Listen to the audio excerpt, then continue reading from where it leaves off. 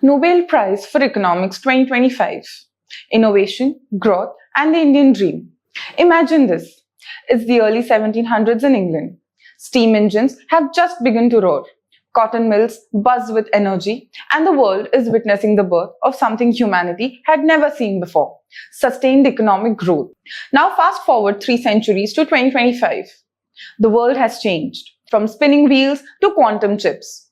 Yet the question remains the same. What truly drives the wealth of nations? And this very question is what the 2025 Nobel Prize in Economics has once again brought to the spotlight. The prize this year goes to Joel Mokyr, Philippe Aghion and Peter Howitt, 3 economists whose collective work redefines our understanding of how ideas, institutions and innovation together shape the destiny of nations. Their research answers a timeless puzzle. Why do some countries surge ahead while others struggle despite having the same resources? Why does progress accelerate in some eras and stagnate in others? Let's unpack their ideas, not as dry theory, but as living lessons for India's economic and governance journey. And more importantly, as a material that every UPSC aspirant can view beautifully across all their GS papers. The 2025 Nobel Prize celebrates the power of innovation-driven growth, a concept that might sound abstract, but in reality, it's about something very human: our ability to imagine better ways of doing things. Laureate's work shows that growth is not automatic or guaranteed. Rather, it depends on continuous innovation, institutional support, competition, and the ability to replace outdated technologies. Creative destruction. Creative destruction is a term popularized by Joseph Schumpeter. New innovations displacing older technologies, firms, or economic structures, paving the way for higher productivity and improved welfare. Aghion and Howitt built formal models in which innovation is endogenous, meaning it is generated from within and responds to incentives, market structure, and policy. Their models show that when firms anticipate profits from innovation, they will invest in research and development, and the creative destruction cycle pushes the frontier forward. Meanwhile, Mokyr adds a complementary dimension. Growth is not just a matter of equations or markets. It also depends on ideas, culture, institutions, and ethos. He argues that certain conditions, such as respect for science, open interchange of ideas, freedom of thought, property rights, and institutional stability, create a fertile ground for innovation to flourish. His work bridges the idealist perspective and materialist perspective in economic history. In their models, firms constantly innovate to gain an edge. But every innovation replaces an old one, a process of creation that also destroys. Old jobs vanish, new industries rise. That's how humanity moves forward. Now, Joel Mokyr, he asks a deeper question. Why do some societies innovate at all? His answer lies in culture and institutions. Innovation, he says, doesn't just need money or brains. It needs an atmosphere where curiosity is celebrated and dissent is tolerated, where ideas flow freely. In his words, economic progress is as much a cultural phenomena as it is a material one. This is a profound lesson for any country, but especially for India, where the demographic dividend, digital revolution, and startup surge are reshaping our economy. Think about it. Every UPI payment, every ONDC transaction, every vaccine developed during the pandemic, every satellite launched under ISRO's new space policy, all of it reflects innovation in action. But here's the catch. Innovation thrives only when the ecosystem allows it. That's where policy, governance, and ethics come in, which means this Nobel theme cuts across the entire UPSC syllabus. Let's decode it paper by paper. GS Paper 1, Society and History. History shows us that innovation is not new to India.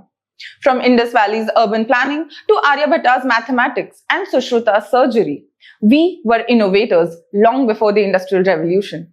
But post-colonial India inherited a different challenge: redistribution without innovation. Now, as we move towards Vikasit Bharat 2047, the Nobel Prize reminds us that sustained growth depends on a culture that celebrates curiosity, creativity, and competition. Culturally, this also links with social capital: trust, collaboration, knowledge sharing, themes that can appear in paper 1 essays and ethics case studies. GS paper 2, governance, constitution and IR. Here, the laureate's message is clear. Institutions matter. Mokyr's emphasis on rule of law, property rights, and intellectual freedom aligns perfectly with our constitutional values. Article 19(1)A, which guarantees freedom of expression, Article 51(a) enjoins us to develop a scientific temper, and the directive principles pushing the state towards promoting education and welfare. From the governance perspective, policies like Digital India, Startup India, Atal Innovation Mission, and National Research Foundation echoes these ideals. On the international front, innovation is now a tool of diplomacy. The India-US tech partnership, collaborations in quantum and AI, and India's push for reforming global IP regimes under TRIPS are all examples of how creative destruction shapes geopolitics. Thus, in GS2 answers, you can link this Nobel theme to institutional capacity building, innovation, diplomacy, and knowledge governance. GS paper 3, economy, science and tech, and environment. This is the heart of it. The Aghion Howitt model redefines growth as innovation-led, not capital-led. In other words, machines depreciate, but ideas compound. For India, the message is direct. GDP growth cannot rely forever on consumption or cheap labor. We must invest in human capital, research and development, and technological capability. Recent policies like PLI schemes, Semicon India, Green Hydrogen Mission, and Deep Tech Startup policy are exactly the kind of innovation supporting measures that reflect the Nobel grade economics in action. However, this growth is double-edged. Creative destruction means some sectors decline. MSMEs, informal labor, and low-skill industries may face displacement. Hence, social policies like PM Vishwakarma, Skill India, and social safety nets must complement innovation-led growth. You can integrate this analysis in UPSC answers by linking it to terms like inclusive growth, sustainable development, technology diffusion, and employment elasticity. GS paper 4, ethics and human values. Innovation is not just economics. It's an ethical act of courage. When someone innovates, they challenge the status quo. They disrupt established interests. As Schumpeter rightly said, the essential fact about capitalism is creative destruction. But destruction without compassion becomes cruelty. So, ethical governance must ensure that while innovation advances society, it does not leave people behind. Think of ethical dilemmas in AI governance, data privacy, automation, or climate technology. An officer aware of Aghion Howitt's model will see the moral challenge, balancing progress with fairness. In ethics paper, you can also quote Mokyr indirectly that innovation must coexist with empathy. Now, as UPSC expects balanced thinking, let's also look at critiques. The context dependence. Endogenous growth models assume functioning markets and strong institutions. Not always true for developing economies. Equity concerns. Creative destruction can deepen inequality if policy doesn't cushion the displaced. Measurement problem. Innovation is hard to measure. GDP often misses informal or digital contributions. Cultural lag. Mokyr's idea of culture of innovation takes generations to evolve. India's education system still struggles to nurture curiosity over conformity. So, while celebrating innovation, policymakers must also ensure access, inclusion, and accountability. A well-balanced answer in mains can mention these limitations, which shows analytical maturity. When a question mentions growth, industrial policy, technology, or reforms, you can sprinkle this Nobel reference naturally. For instance, as highlighted by 2025 Nobel laureate Aghion, Howitt, and Mokyr, sustained economic growth emerges not from mere capital accumulation, but from an ecosystem that rewards innovation, ensures institutional credibility, and nurtures a culture of ideas. In essays, it fits beautifully into topics like innovation as the engine of human progress or technology and ethics in public policy. In GS answers, it serves as an academic citation that adds authenticity and contemporaneity.